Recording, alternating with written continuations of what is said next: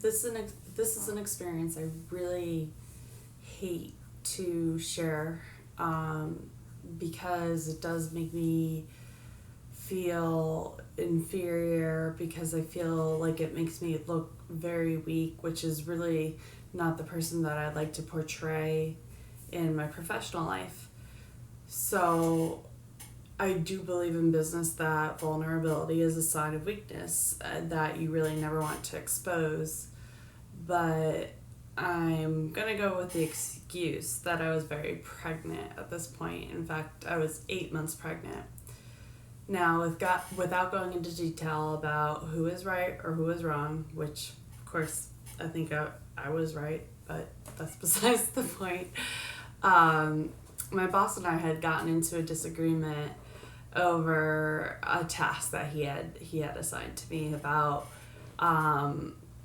in his words, he says, was to call the client about something, whereas I perceived it as emailing the client. And so as a result, I emailed the client. I did CC my boss on that email, so I was not being deceptive in any way. It's what I thought that he wanted me to do, but the second that he received the email, he marched on down to my office, and it was one of the most embarrassing, degrading,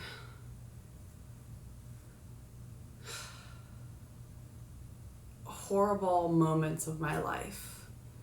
Came into my office the first time and started just raising his voice, saying, "What did I tell you to do?" In a condescending way. "What did I tell you to do?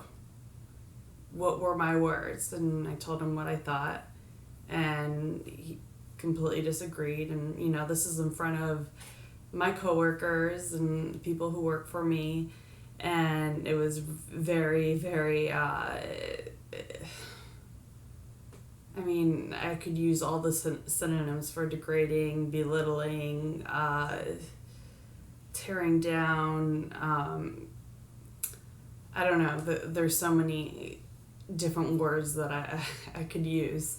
But at the end of the day, he was very angry, made it known throughout the office. I work with a lot of great people, and the response from my coworkers right away was actually very sweet. That they brought chocolate into my office right after, and they didn't say anything. They just said, "Here, I think that you need this." And it's those kinds of moments, those people that you work with that you're so grateful for, and I'll never forget that. And however, my boss started storming right back down the hall to say, "So this is what it turned into." And suddenly he slammed the door shut.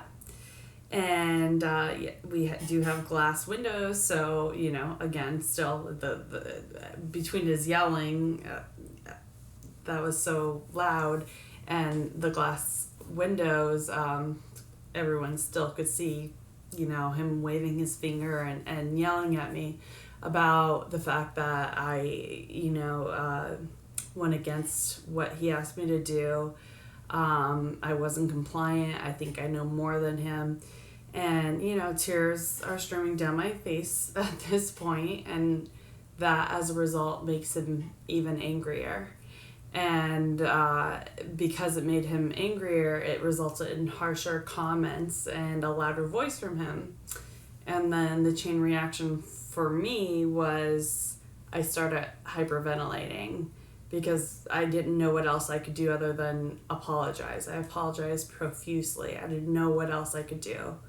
At the end of the day, if that's what he wanted me to do, was to call the client versus email them, I'm sorry, that's not the message I got. And so all I could do was apologize. So at this point, I'm 8 months pregnant, I'm crying, and I'm hyperventilating, which drove him into even more rage.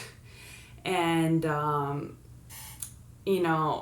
I'm not in his head, but I've read enough about these situations to understand that I don't think he knew how else to react in this situation. So his reaction was to scream even more at me because he didn't know what to do in that situation, and he saw somebody who is vulnerable, and it gave him a situation of power. If a normal person on a day like that would have left the office and probably never came back, never returned, right? However, I was 8 months pregnant, which, medical insurance is really important at that point in time. So I had to tough it out at that point because I needed the medical benefits, and regardless of being in a horrific situation, I had to do what I had to do in order to live. I did avoid going to work initially, and I did call Human Resources because I do believe that we all have a voice, and I do absolutely believe that things like this need to be documented. I did say I wanted it to be anonymous, that I didn't want anything to come from it, but I just wanted it to go on the record, because when it happens again, and it will happen again, because it wasn't the first time that something escalated to that point, I wanted them to have record of it. And when I did call them, they sound, Human Resources, they sounded appalled, but their response was, what do you need from us? How can we get you through do you need time off? So the response was, how can we make this better so that we could keep him on, and so that you're happy, when realistically there was nothing that they could possibly do to make me happy other than removing that toxic relationship from the workplace. And that's never going to happen with this individual. So while they asked me, what can I do for you? My response was nothing.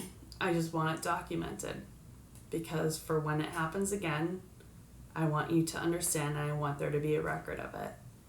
And I really believe that if you're running into something of this kind, you need to say something. And hopefully it will be anonymous. And I'm not so naive to think that everything is anonymous, because I have worked with HR where that wasn't the case. So every situation is different on how you should handle it. But for me, I felt it was very important for it to go into his file, to be documented, because when it does happen again, hopefully the records will accumulate and something will be done. The problem is, he makes a lot of money for the company, so I'm not sure what it takes to remove something so toxic, because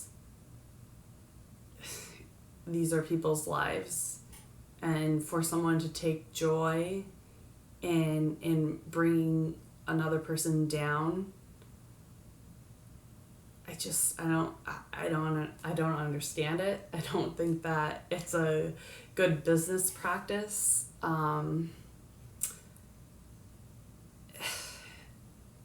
The world's not perfect, right? But I do believe that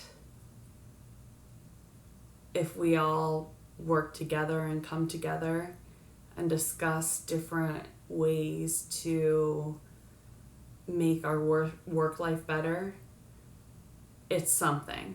It's the little steps to get us to where we need to go, and to eliminate these toxic people in our workplace, these bullies that we have to deal with. So